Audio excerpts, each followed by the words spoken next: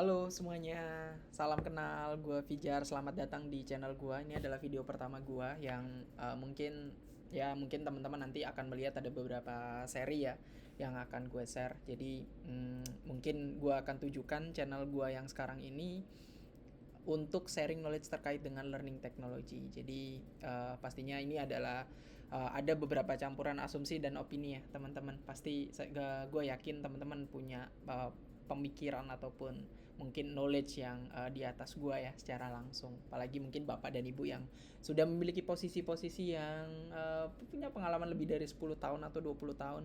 Jadi harapannya di channel ini sebenarnya lebih ke komparasi saja. Dan yes, background gue sendiri di sini gitu ya untuk mungkin sedikit meyakinkan teman-teman yang menonton channel gue.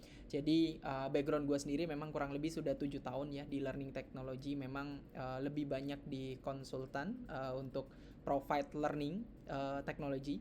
Dan dari situ sendiri gue mengambil knowledge dan juga experience dari beberapa klien-klien yang sudah gue provide learning technology, baik yang saat ini sudah go live gitu ya, terimplementasi ataupun belum. Dan mungkin untuk memberikan klarifikasi dan juga supaya clear ya teman-teman, di channel ini gue akan lebih fokus ke korporasi terkait dengan learning technology. Jadi gue mungkin belum memiliki pengalaman untuk implementasi di university atau sektor edukasi gitu ya. Tapi kalau misal mungkin untuk corporate university itu masih relate ya dengan apa yang akan gue sampaikan di video gue kali ini. Jadi mohon maaf juga teman-teman. Jadi di video pertama ini sangat apa adanya gitu ya. Gue menggunakan salah satu conference call, lalu gue manfaatkan untuk open cam saja langsung via laptop. Mudah-mudahan dari sisi kualitas dan juga suara tersampaikan secara clear. Dan again, this is only my assumption and also only opinion gitu ya from my end. So kalau semisal ada teman-teman yang mungkin bisa sharing atau bahkan mau berdiskusi langsung gitu ya, saya terbuka karena saya sendiri memang pastinya bukan konsultan yang bisa dibilang harus berbayar atau dan sebagainya gitu ya. Bahkan saya sendiri juga terbuka. Dan again, saya akan sebisa mungkin netral. Dan di video pertama ini tidak akan banyak yang teknis gitu ya, pastinya hal-hal yang simple terlebih dahulu, karena saya akan menyimpan beberapa video-video saya yang teknis yang bahkan sampai sedetail akan membreakdown terkait dengan sebenarnya apa sih yang diimplementasikan di industri terkait gitu ya, mulai dari banking, financial services, insurance, lalu ada manufacturing, retail, mereka seperti apa sih gitu ya mengimplementasikan learning, walaupun saya tidak akan mention namanya secara langsung karena memang itu terkait dengan business ethics. Jadi again teman-teman, semoga bermanfaat dan selamat menikmati.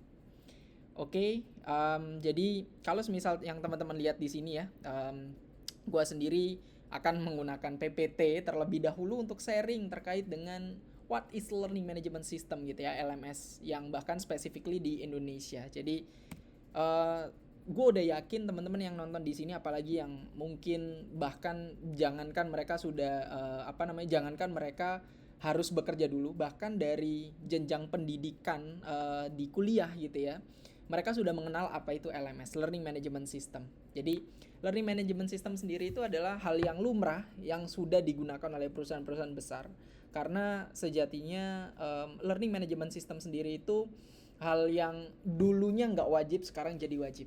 Karena lama-lama perusahaan akan sadar gitu ya, bahwa mereka harus mempersiapkan kondisi apapun ketika karyawan yang diandalkan itu resign atau pergi. Nah, disinilah LMS, Learning Management System, untuk memaintain knowledge gitu ya, ilmu-ilmu yang mungkin sudah didapatkan oleh karyawan sebelumnya yang diandalkan untuk ditransfer ke karyawan baru atau karyawan yang akan menggantikan. Nah, jadi bisa dibayangkan ya seberapa penting sebenarnya LMS. Jadi teman-teman sebenarnya saya nggak mengagungkan LMS dan sebagainya, tapi itu fakta saat ini gitu ya. Karena saya yakin dulunya LMS itu memang dikesampingkan gitu ya. Pasti rata-rata apa itu LMS, learning ya sudah gitu ya, kita onboarding, induction, lalu dikasih pengetahuan, knowledge gitu ya, 1 minggu 2 minggu lalu dilepas kerja gitu. Nah, hal seperti itu yang kadang kita tidak sadari bahwa itu yang membuat satu, turnover tinggi, yang kedua tidak ada transfer knowledge dan terjadi gap knowledge yang sangat tinggi gitu ya, ketika karyawan yang diandalkan itu bisa dibilang resign gitu ya, tidak ada di situ lagi, atau mungkin mengalami penurunan performa. Lalu apa yang harus dievaluasi, apa yang harus di maintain gitu ya.